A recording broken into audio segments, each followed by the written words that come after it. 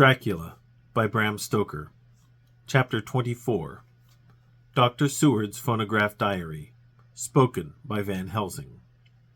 This to Jonathan Harker. You are to stay with your dear Madam Mina. We shall go to make our search, if I can call it so, for it is not search but knowing, and we seek confirmation only. But do you stay and take care of her today. This is your best and most holiest office. This day nothing can find him here. Let me tell you that so you will know what we four know already, for I have tell them. He, our enemy, have gone away. He have gone back to his castle in Transylvania. I know it so well, as if a great hand of fire wrote it on the wall. He have prepare for this in some way, and that last earth box was ready to ship somewheres. For this he took the money. For this he hurry at the last, lest we catch him before the sun go down. It was his last hope, save that he might hide in the tomb that he think poor Miss Lucy, being as he thought like him, keep open to him. But there was not of time. When that fail he make straight for his last resource, his last earthwork, I might say, did I wish double entente. He is clever, oh so clever. He know that his game here was finish, and so he decide he go back home. He find ship going by the route he came, and he go in it. We go off now to find what ship and whither bound. When we have discovered that, we come back and tell you all. Then we will comfort you and poor Madam Mina with new hope, for it will be hope when you think it over, that all is not lost. This very creature that we pursue, he take hundreds of years to get so far as London, and yet in one day, when we know of the disposal of him, we drive him out. He is finite, though he is powerful to do much harm, and suffers not as we do. But we are strong, each in our purpose, and we are all more strong together. Take heart afresh, dear husband of Madam Mina. This battle is but begun, and in the end we shall win. So sure as that God sits on high to watch over his children. Therefore be of much comfort till we return. Van Helsing. Jonathan Harker's Journal, 4 October. When I read to Mina Van Helsing's message in the phonograph, the poor girl brightened up considerably. Already the certainty that the Count is out of the country has given her comfort, and comfort is strength to her. For my own part, now that his horrible danger is not face to face with us, it seems almost impossible to believe in it. Even my own terrible experiences in Castle Dracula seem like a long-forgotten dream. Here in the crisp autumn air and the bright sunlight, alas, how can I disbelieve? In the midst of my thought, my eye fell on the red scar on my poor darling's white forehead.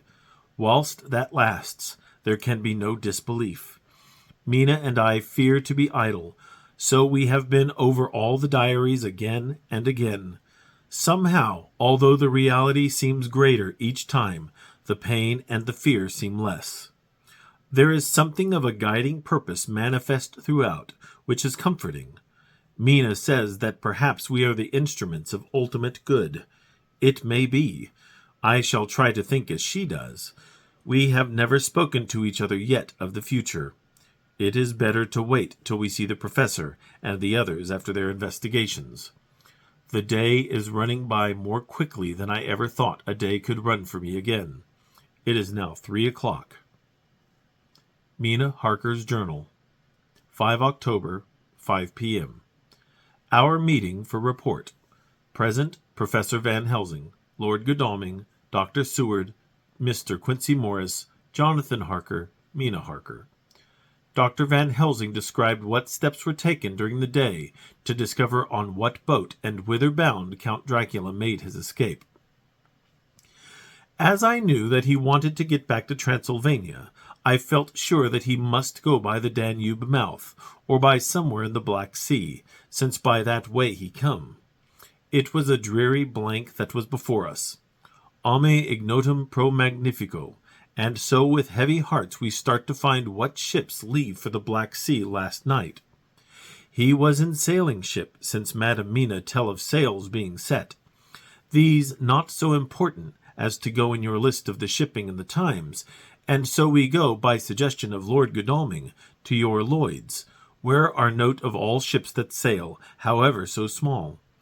There we find that only one Black Sea-bound ship go out with the tide. She is the Czarina Catherine, and she sailed from Doolittle's wharf for Varna, and thence to other ports and up the Danube. So, said I, this is the ship whereon is the Count. So off we go to Doolittle's wharf, and there we find a man in an office. From him we inquire of the goings of the Czarina Catherine. He swear much, and he red face and loud of voice, but he good fellow all the same.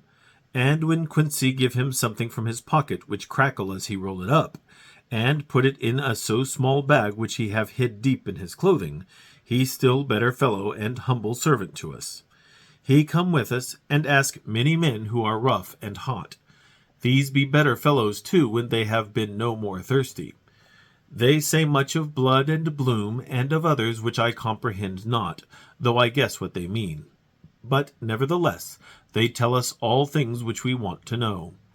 They make known to us among them how last afternoon at about 5 o'clock comes a man so hurry, a tall man, thin and pale, with high nose and teeth so white, and eyes that seem to be burning, that he be all in black, except that he have a hat of straw, which suit not him or the time, that he scatter his money in making quick inquiry as to what ship sails for the Black Sea and for where. Some took him to the office and then to the ship, where he will not go aboard but halt at shore end of gangplank, and ask that the captain come to him. The captain come, when told that he will be pay well, and though he swear much at the first, he agree to term. Then the thin man go, and someone tell him where horse and cart can be hired. He go there, and soon he come again, himself driving cart on which a great box. This he himself lift down, though it take several to put it on truck for the ship. He give much talk to captain as to how and where his box is to be placed, but the captain like it not, and swear at him in many tongues, and tell him that if he like he can come and see where it shall be. But he say no, that he come not yet, for that he have much to do. Whereupon the captain tell him that he had better be quick with blood, for that his ship will leave the place of blood, before the turn of the tide, with blood. Then the thin man smile and say that of course he must go when he think fit, but he will be surprised if he go quite so soon. The captain swear again, polyglot, and the thin man make him bow and thank him, and say that he will go so far intrude on his kindness as to come aboard before the sailing. Final the captain, more red than ever, and in more tongues, tell him that he doesn't want no Frenchmen, with bloom upon them and also with blood, in his ship, with blood on her also. And so, after asking where he might purchase ship forms, he departed. No one knew where he went, or bloomin' well cared, as they said, for they had something else to think of, well with blood again. For it soon became apparent to all that the Czarina Catherine would not sail as was expected. A thin mist began to creep up from the river, and it grew and grew, till soon a dense fog enveloped the ship and all around her. The captain swore polyglot, very polyglot, polyglot with bloom and blood, but he could do nothing. The water rose and rose, and he began to fear that he would lose the tide altogether. He was in no friendly mood, when just at full tide the thin man came up the gangplank again, and asked to see where his box had been stowed. Then the captain replied that he wished that he and his box, old and with much bloom and blood, were in hell. But the thin man did not be offend, and went down with the mate and saw where it was placed, and came up and stood a while on deck in fog. He must have come off by himself, for none notice him.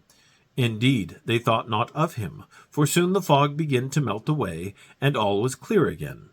My friends of the thirst and the language that was of bloom and blood laughed, as they told how the captain's swears exceeded even his usual polyglot, and was more than ever full of picturesque, when on questioning other mariners who were on movement up and down the river that hour, he found that few of them had seen any of fog at all, except where it lay round the wharf. However, The ship went out on the ebb tide, and was doubtless by morning far down the river mouth. She was then, when they told us, well out to sea. And so, my dear Madam Mina, it is that we have to rest for a time, for our enemy is on the sea, with the fog at his command, on his way to the Danube mouth. To sail a ship takes time, go she never so quick, and when we start to go on land more quick, and we meet him there.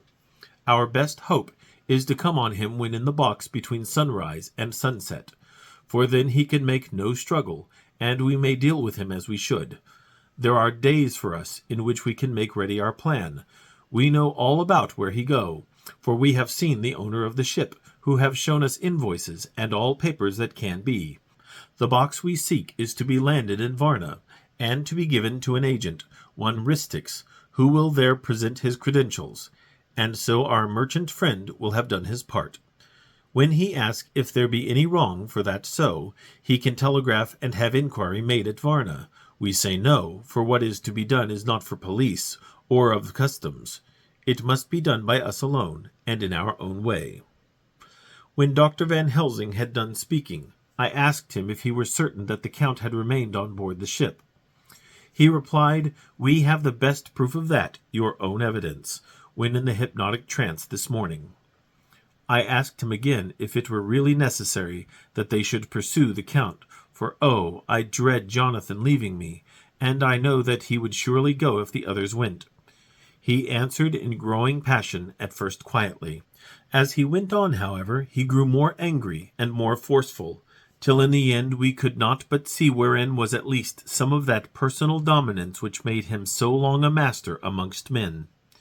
Yes, it is necessary, necessary, necessary, for your sake in the first, and then for the sake of humanity.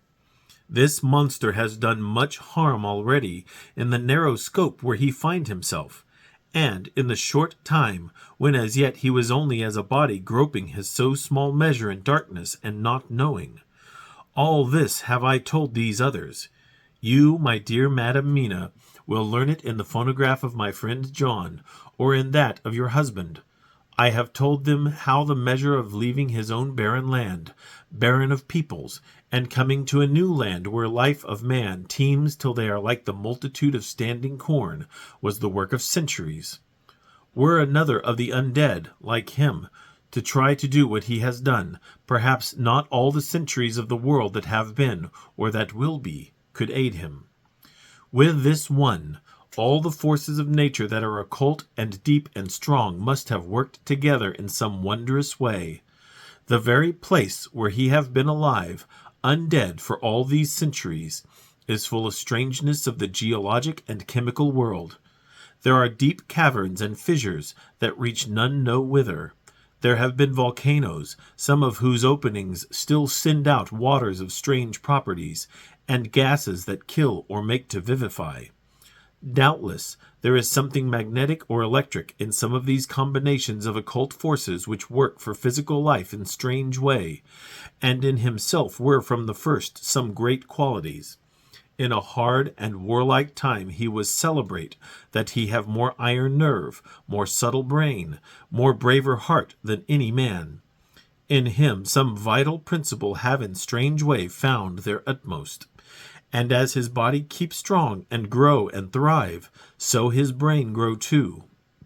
All this without that diabolic aid which is surely to him, for it have to yield to the powers that come from, and are, symbolic of good. And now this is what he is to us. He have infect you, oh forgive me, my dear, that I must say such, for it is good for of you that I speak. He infect you in such wise that even if he do no more, you have only to live in your own old sweet way, and so in time death, which is of man's common lot, and with God's sanction, shall make you like to him. This must not be. We have sworn together that it must not. Thus are we ministers of God's own wish, that the world, and men for whom his Son die, will not be given over to monsters, whose very existence would defame him. He have allowed us to redeem one soul already, and we go out as the old knights of the cross to redeem more. Like them, we shall travel towards the sunrise, and like them, if we fall in good cause." He paused, and I said, "But will not the Count take his rebuff wisely? Since he has been driven from England, will he not avoid it, as a tiger does the village from which he has been hunted?" "Aha," he said, "your simile of the tiger good, for me, and I shall adopt him. Your man-eater, as they of India call the tiger who has once tasted blood of the human, care no more for the other prey, but prowl unceasing till he get him. This that we hunt from our village is a tiger too, a man-eater, and he never ceased to prowl. Nay, in himself he is not one to retire and stay afar. In his life, his living life, he go over the Turkey frontier and attack his enemy on his own ground. He be beaten back, but did he stay? No. He come again, and again, and again. Look at his persistence and endurance.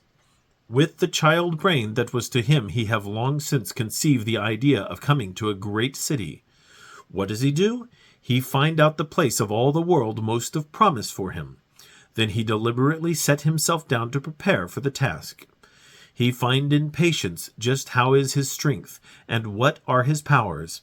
He study new tongues. He learn new social life, new environment of old ways, the politics, the law, the finance, the science, the habit of a new land and a new people who have come to be since he was.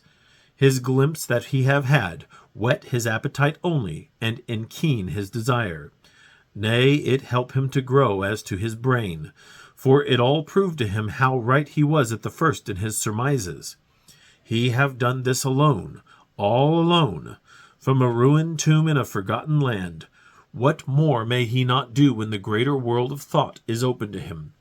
He that can smile at death as we know him, who can flourish in the midst of diseases that kill off whole peoples. Oh, if such a one was to come from God and not the devil, what a force for good might he not be in this old world of ours? But we are pledged to set the world free. Our toil must be in silence, and our efforts all in secret. For in this enlightened age, when men believe not even what they see, the doubting of wise men would be his greatest strength. It would be at once his sheath and his armor, and his weapons to destroy us, his enemies, who are willing to peril even our own souls for the safety of one we love, for the good of mankind, and for the honor and glory of God. After a general discussion, it was determined that for tonight nothing be definitely settled, that we should all sleep on the facts, and try to think out the proper conclusions. Tomorrow at breakfast we are to meet again, and after making our conclusions known to one another, we shall decide on some definite cause of action. I feel a wonderful peace and rest tonight. It is as if some haunting presence were removed from me. Perhaps.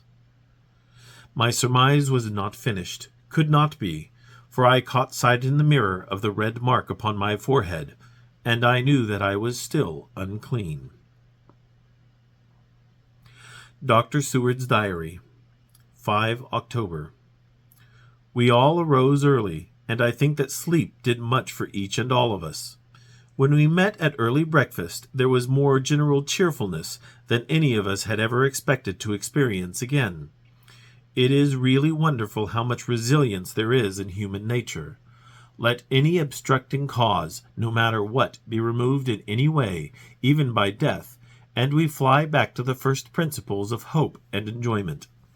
More than once, as we sat around the table, my eyes opened in wonder whether the whole of the past days had not been a dream. It was only when I caught sight of the red blotch on Mrs. Harker's forehead that I was brought back to reality. Even now, when I am gravely revolving the matter, it is almost impossible to realize that the cause of all our trouble is still existent. Even Mrs. Harker seems to lose sight of her trouble for whole spells. It is only now and again, when something recalls it to her mind, that she thinks of her terrible scar. We are to meet here in my study in half an hour, and decide on our course of action. I see only one immediate difficulty. I know it by instinct rather than reason. We shall all have to speak frankly. And yet I fear that in some mysterious way poor Mrs. Harker's tongue is tied. I know that she forms conclusions of her own, and from all that has been I can guess how brilliant and how true they must be. But she will not or cannot give them utterance. I have mentioned this to Van Helsing, and he and I are to talk it over when we are alone. I suppose it is some of that horrid poison which has got into her veins beginning to work. The Count had his own purposes when he gave her what Van Helsing called the vampire's baptism of blood. Well, there may be a poison that distills itself out of good things. In an age when the existence of ptomaines is a mystery, we should not wonder at anything. One thing I know, that if my instinct be true regarding poor Mrs. Harker's silences, then there is a terrible difficulty, an unknown danger in the work before us. The same power that compels her silence may compel her speech. I dare not think further, for so I should in my thoughts dishonor a noble woman. Later. When the professor came in, we talked over the state of things. I could see that he had something on his mind, which he wanted to say, but felt some hesitancy about broaching the subject. After beating about the bush a little, he said, "Friend John, there is something that you and I must talk of alone, just at the first at any rate. Later, we may have to take the others into our confidence." Then he stopped, so I waited. He went on. "Madam Mina, our poor dear Madam Mina, is changing." A cold shiver ran through me to find my worst fears thus endorsed. Van Helsing continued. "With the sad experience of Miss Lucy, we must this time be warned before things go too far. Our task is now in reality more difficult than ever, and this new trouble makes every hour of the direst importance. I can see the characteristics of the vampire coming in her face. It is now but very, very slight, but it is to be seen if we have eyes to notice without prejudge. Her teeth are sharper, and at times her eyes are more hard. But these are not all. There is to her the silence now often, as so it was with Miss Lucy. She did not speak, even when she wrote that which she wished to be known later. Now my fear is this. If it be that she can, by our hypnotic trance, tell what the Count see and hear, is it not more true that he who have hypnotized her first, and who'd have drink of her very blood and make her drink of his, should, if he will, compel her mind to disclose to him that which she know?" I nodded acquiescence. He went on. "Then what we must do is to prevent this. We must keep her ignorant of our intent, and so she cannot tell what she know not. This is a painful task, oh, so painful that it heartbreak me to think of it, but it must be. When today we meet, I must tell her that for reason which we will not to speak, she must not be more of our counsel, but be simply guarded by us." He wiped his forehead, which had broken out in profuse perspiration at the thought of the pain which he might have to inflict upon the poor soul already so tortured. I knew that it would be some sort of comfort to him if I told him that I also had come to the same conclusion, for at any rate it would take away the pain of doubt. I told him, and the effect was as I expected. It is now close to the time of our general gathering. Van Helsing has gone away to prepare for the meeting and his painful part of it. I really believe his purpose is to be able to pray alone. Later. At the very outset of our meeting, a great personal relief was experienced by both Van Helsing and myself. Mrs. Harker had sent a message by her husband to say that she would not join us at present, as she thought it better that we should be free to discuss our movements without her presence to embarrass us. The professor and I looked at each other for an instant, and somehow we both seemed relieved.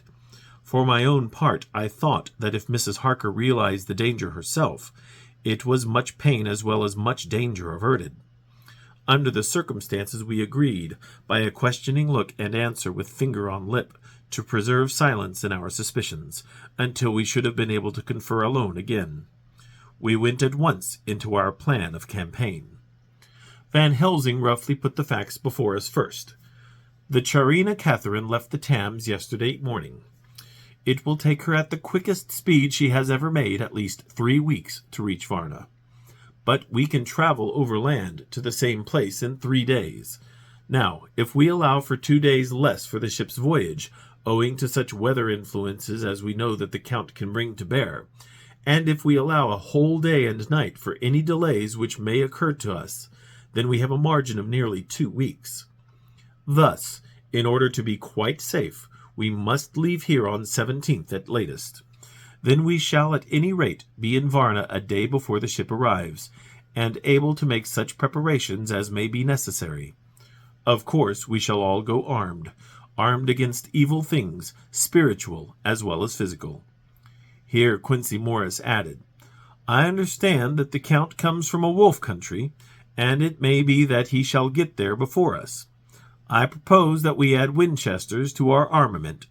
I have a kind of belief in a Winchester when there is any trouble of that sort around. Do you remember, Art, when we had the pack after us at Tobolsk? What wouldn't we have given then for a repeater apiece? Good, said Van Helsing. Winchesters it shall be. Quincy's head is level at times, but most so when there is to hunt. Metaphor be more dishonor to science than wolves be of danger to man. In the meantime, we can do nothing here. And as I think that Varna is not familiar to any of us, why not go there more soon? It is as long to wait here as there. Tonight and tomorrow we can get ready, and then, if all be well, we 4 can set out on our journey. We 4, said Harker interrogatively, looking from one to another of us. Of course, answered the professor quickly. You must remain to take care of your so sweet wife. Harker was silent for a while, and then said in a hollow voice, Let us talk of that part of it in the morning. I want to consult with Mina. I thought that now was the time for Van Helsing to warn him not to disclose our plan to her, but he took no notice. I looked at him significantly and coughed. For answer he put his finger to his lips and turned away. Jonathan Harker's Journal, 5 October, afternoon. For some time after our meeting this morning I could not think. The new phases of things leave my mind in a state of wonder which allows no room for active thought. Mina's determination not to take any part in the discussion set me thinking, and as I could not argue the matter with her, I could only guess. I am as far as ever from a solution now. The way the others received it, too, puzzled me. The last time we talked of the subject, we agreed that there was to be no more concealment of anything amongst us. Mina is sleeping now, calmly and sweetly like a little child. Her lips are curved, and her face beams with happiness. Thank God, there are such moments still for her. Later. How strange it all is. I sat watching Mina's happy sleep, and I came as near to being happy myself as I suppose I shall ever be. As the evening drew on, and the earth took its shadows from the sun sinking lower, the silence of the room grew more and more solemn to me.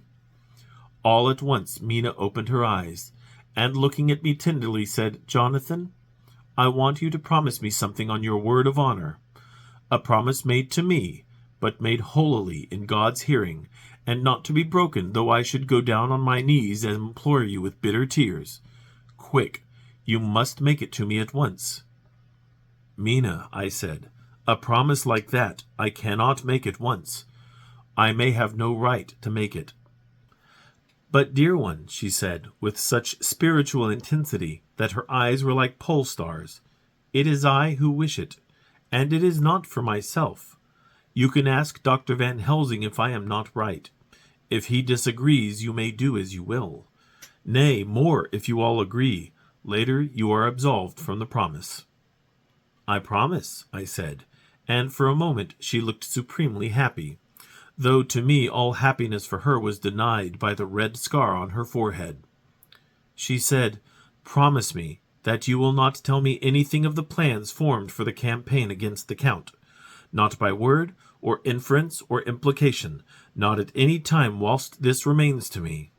And she solemnly pointed to the scar. I saw that she was in earnest, and said solemnly, I promise. and as I said it, I felt that from that instant a door had been shut between us. Later, midnight. Mina has been bright and cheerful all the evening, so much so that all the rest seemed to take courage, as if infected somewhat with her gaiety. As a result, even I myself felt as if the pall of gloom which weighs us down were somewhat lifted. We all retired early. Mina is now sleeping like a little child. It is a wonderful thing that her faculty of sleep remains to her in the midst of her terrible trouble. Thank God for it, for then at least she can forget her care. Perhaps her example may affect me as her gaiety did tonight. I shall try it. Oh, for a dreamless sleep. 6 October, morning. Another surprise. Mina woke me early, about the same time as yesterday, and asked me to bring Dr. Van Helsing.